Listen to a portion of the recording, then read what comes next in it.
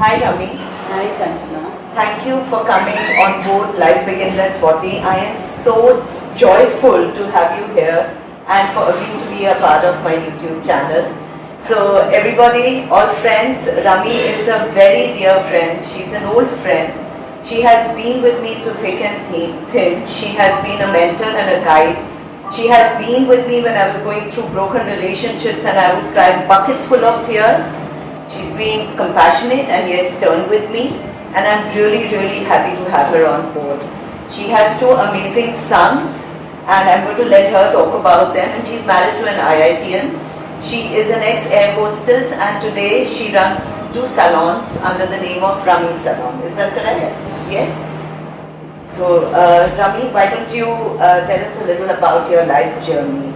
You were an air hostess before you became a makeup artist.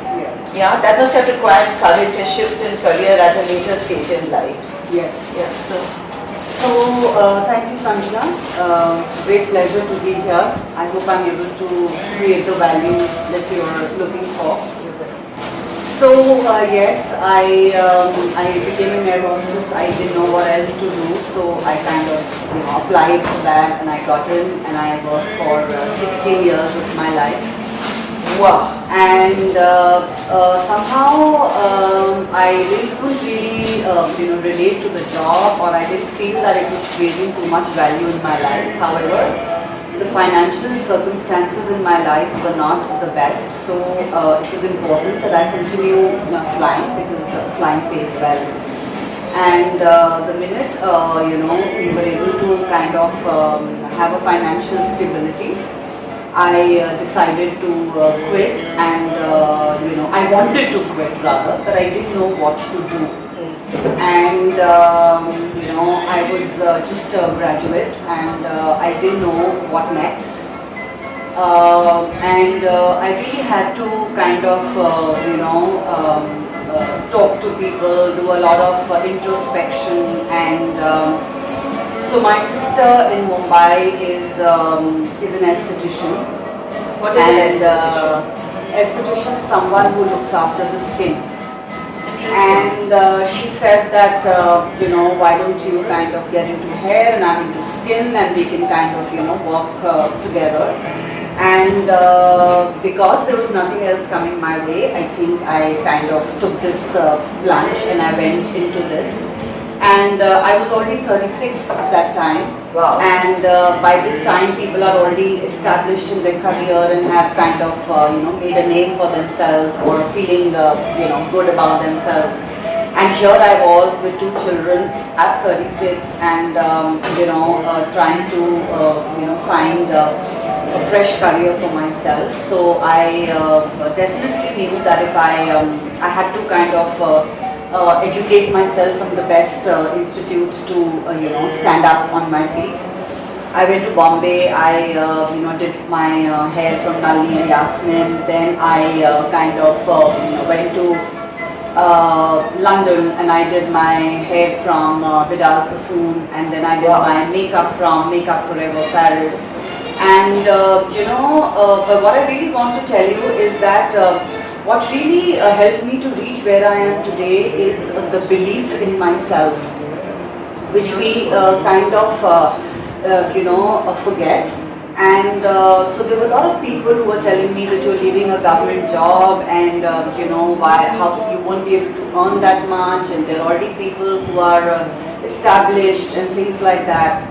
And that voice in me also said it's not going to happen, but somewhere I kind of believed in the potential that exists in each one of us, and I believed in the potential that exists in my life. Yeah. And I kind of focused on that, and I said, what is it that I can't do, and why is it that I can't do it? X, Y can do it, why can't I do it? Maybe a little late, but why not? Age is really a state of mind. It's not really numbers. Absolutely.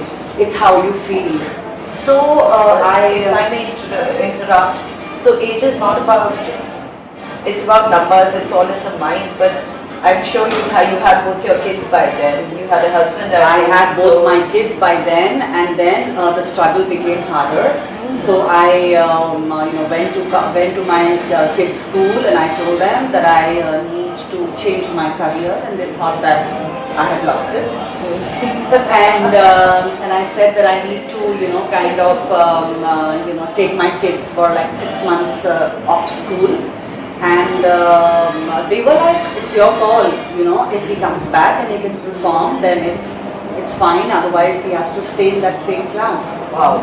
So luckily my sister was in Mumbai, but it was, I think, the most difficult time of my life because there was a lot of hard work. I didn't know whether the path I've chosen is the path for me, whether I've done the right thing or not. Plus I had to, learn the new course, and then my kids, I had to teach my kids. I had to kind of be with them. My husband was in Delhi, and when I still remember the first day of my course that there were girls who were, some were 19, some were 20. I was the only one who was 36, and most of them, kind of had a passion for hair, or they had done some previous course, and here I was 36 with 2 children, and I didn't even know how to hold the scissors, right? And I naturally felt that I have taken a wrong decision. But as I said, that I continuously believed in the potential that lies, within us, and I really prayed to tap that potential and excel in whatever I am going to start. And the first 2 months, the writing was on the wall that I wasn't doing well, And then, however, I kind of, spoke to, my friends, and, they said that now going back would be regressing, right? And you must move on. And then I kind of gave it my best shot. I really put in a lot of effort. I used to get up at 4 o'clock in the morning. I used to practice a haircut. I used to teach my children. And I'm going to interrupt her on that because I know she's not a morning person. That must have been a true struggle for her. Totally crazy, yeah. And I think I was able to kind of turn the tables around, and by the end of 6 months, when the results were declared, I was #1 in everything. And people didn't know how that happened. Yeah. But I think, yes, that is what is more important, that, we forget that we have as long as we have the determination and the resolve to win, we can lose. Yeah. So did it affect your relationship, your marriage in any way? No, I think my husband is really supporting, and if anything else, it really strengthened our relationship. And how when you stay apart, it strengthens your relationship. So that's what happened. I know Yes. of people who've gotten into extramarital affairs. So yeah, it was really good, and time passed, and very special thanks to my sister, my brother-in-law who supported, and my helper who was there with me, and who kind of really made it possible for me to leave my children for such a long time. Wow. Yeah. Thank you. So coming to the next question. So Rummy, we spoke about you not being a morning person. What is your morning routine like now? Because I know you're into a lot of things which I will not talk about, but I know you have your spiritual practices, and I know that you're running 2 salons, and I know there's just a lot of inventory, clients. You are great at relationship management, and which is why your people keep coming back to you. Also because you have these amazing boys. I come to you for my head massages all the time. So tell us about your So morning routine, yes, I'm just not a morning person, and neither am I a night person. So basically I'm a lazy person. But I think I realized long time back that to really do well in life, to become happy, it's very important to maintain a daily rhythm of life, a very good rhythm. So I really kind of forced myself to get up in the morning, maybe not very early, but my son goes to school, so I get up at about 6:45, and I kind of then start my day with my chanting, and then I kind of try and read something that's going to help me, throughout the day, and then I kind of so what do you read? It's like wisdom or fiction or what? I read books written by Dr. Rummy Chaddha, and I feel that it helps me to cope up with life really well. And yes, any book on spirituality is something that I like to if I get time. Otherwise, yes, I'd like to even exercise in the morning because that gives me, I feel good after that. And then by 10:30, I'm off to work and start my day. Wonderful. So tell me something when you talk about spirituality. What brought spirituality in your life, or what took you to spirituality? I think Spiritualism. the suffering in one's life, or the belief that you're not good enough, or the fact when you're not able to respect your own life, or when your self-esteem is very low, then you kind of, looking around because circumstances in everybody's lives are very challenging, but the ability to cope up is very important. But when you don't find that ability to cope up, that's when you feel you're drowning. Yeah. And I think I reached the stage in my life very soon. I didn't have a very great childhood. I felt there was a lot of parental neglect or whatever. So I grew up to be very insecure. I felt I was not good enough, and I thought I had no friends, and my self-esteem was very low, and I felt there was a lot of pain, anxiety, turmoil, despair in my life, and that's when I kind of reached to spirituality, because that's what I thought really made a difference in my life. So I've been through depression, and I know so have you. Yes, you've had, has it been a long phase? Was it just a passing phase? How did you deal with that? So I don't know what to really call it, because I couldn't call it anything else, so I did call it depression. But I think it was simply lack of inner strength, or it was lack of resilience that I termed it as depression, or low feeling or something. But I think it was simply an inability to cope up with my emotions, and I think that is something that we need to teach children or as we grow up. But I think that was somewhere lacking in my life, and that is what I could term it as anything. But it was simply that. What helped you get over it? What gave you the strength to be the person you I are think today? the belief, as I said, in myself. That And must have required working on. You must have required some tools, something that took you through this and that guided you through this, for you to become strong inside. So as I said that, I kind of went to spirituality, and I kind of believe in, I have a mentor, and that's how I kind of was able to cope up with the mess in my life, the muck in my life. And I believe that, so I used to think that, sufferings are not good in life, they are not something that is very, that takes you forward. But today, as I stand, I feel that suffering is very important, because it forges us. And I think just like the lotus flower grows in a muddy pond, right? Yeah. And the muckier The water, or the more beautiful the blossom. Wow. Similarly, I think I kind of felt that if the lotus flower can bloom in such a muddy pond, mine was much dirtier. So I said, why can I not bloom? And so I used my sufferings to kind of move forward, rather than kind of letting them step over me. And yes, it's something that you need to work on every day, because it's something that doesn't stay with you. But I think I've been able to do that, and I've really moved forward in my life, and I'm glad for everything that I've gone through. In fact, I'm grateful for people who caused pain and suffering in my life, because that made me reflect on myself and take my life forward. That's a wonderful attitude.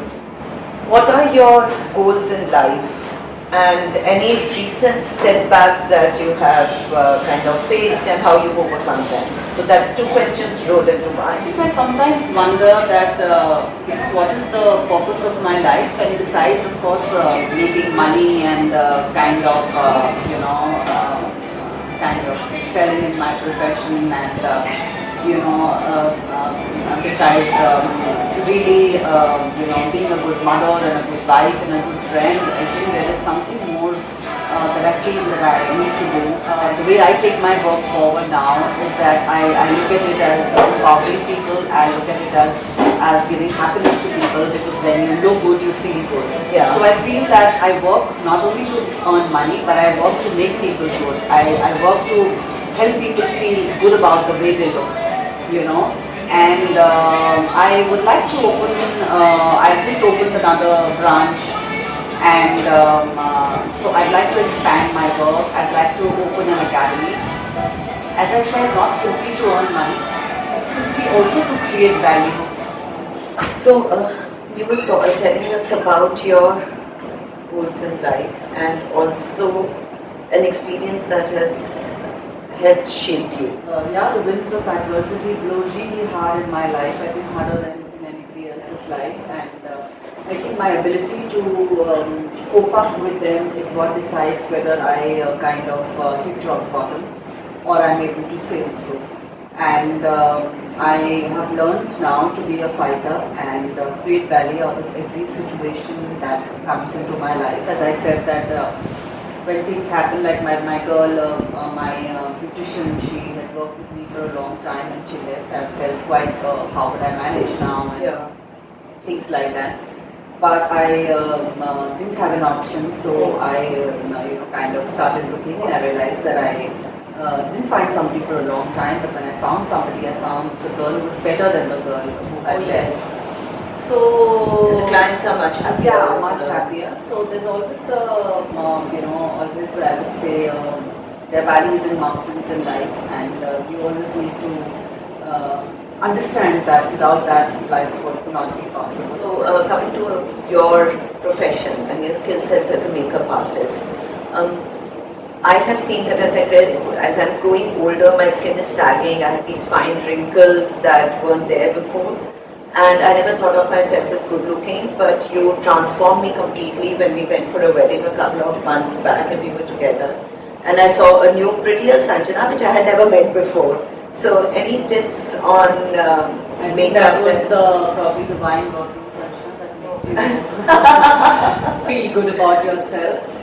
So yes, we all need to age gracefully. It is aging is an important, like challenges. You cannot avoid aging. Aging has to be a part of life. Yeah. And it's what is important is not to kind of look like a sweet 16 all your life, but how you can kind of age gracefully. So how your dress sense changes and how your makeup changes. And so we were talking something about using makeup that so as we age, I think the pigments in our skin become far less. So it's really important to use lots of blush on a daily basis. So even when you're going for work, it's very important to use blush on, because that color makes you look younger and makes your skin look more glowing. And the way to apply makeup, the way to apply the blush on is of course depending on your face, but as we age, it should move towards the temples. So everything should move upward, because the skin is moving down, so we take everything up so that we look younger. So a lot of focus, I think, on eyes, a lot of mascara. So it's important to kind of use an eyeliner, and at the end of the eyeliner should never go down. It should kind of go up, or you just leave it. Interesting. Yeah, like that. And to pay a lot of attention to the eyebrows, to the shape of the eyebrows, because that can again kind of make your face look very firm. Is usually important to emphasize the art. So one can always, there's so many YouTube channels where you can learn how to do your eyebrows. I think that's very important on a daily basis, to work on your eyes, to just put a little blush on and use lipstick. And of course, as we age, people start using dark colored lipstick, but a dark colored lipstick will also age you. A maroon and a red will make you look older than what you're looking. This is what generally it is believed that so you could do with maybe natural pinks or nudes or things which are a little more natural. Those are the trends these days, you were saying. Not really trends, but I think more than trends, it's about what looks good when you are, say, 40 plus, 35 plus, because that's when you start showing signs of aging or whatever. Interesting. Before we go on to the last question, I wanted to ask you about any regrets or things that you feel you had done differently when you were in your 20s and 30s. Yes, I wish I'd had more fun, and I wish I'd gone for more dates, and I wish I had more boyfriends. Interesting. And I wish I would have kind of lived life less, seriously. You shared 3 or 4 things with me, and which I felt also were our takeaways. On how you live your life. Yeah, before we started the interview, so would you like to recapitulate them? So I think really, if this channel is about creating value, then I think the only way that one can create value is when one believes when one believes in your own self. You know how we are kind of brought up is that we believe that if you're doing well, if you have a lot of money and fame and fortune, so your self-respect is very high. But I think what I've learned is that self-respect has nothing to do with our circumstances. Everybody, needs to respect the dignity of their life. And I think that is, when you accept yourself the way you are, I think the world opens up for you. Otherwise, I'll live a life which is according to, people's likes, dislikes, what they're saying about me, how they're judging me. I want to do it for people, and I can never be happy there. 4 things that I kind of feel are important for success. One is a prayer. The other is effort, determination, and the 4th is ingenuity. Thank you. Yeah. And So I I think by success, what Rummy also wants to say is true happiness. totally. Any tips for women our age that we feel, women at home, working women, on what we should do, I think how we can be manage our happy lives? no matter where you are, how you are. Bring in a lot of gratitude in your life. It may sound very cliche because I'm sure you've heard these things from a lot of people. They are there in every self-help book. But actually, I realized that in the lowest times of my life, the way I was able to sail forward is when I kind of looked, when I didn't look at the gaps in my life, but I looked at what I have, and I was grateful for that. Even if it meant that I was breathing and walking and I had a roof above my head. It was very difficult, but I believe me, that gave a lot of meaning to my life. And on that note, guys, Rummy also has these special workshops for all the womaniyas of Gurgaon who want to learn how to do themselves up on their own. And yes, correct. And her salons right here in DLF Phase 1. So if you're ever looking at getting yourself groomed and making yourself look prettier, I can vouch for the guys who do a head massage. They are fabulous, and she does a great job of making you look pretty. Thank you so much. Thank you, Rummy. Thank you so much.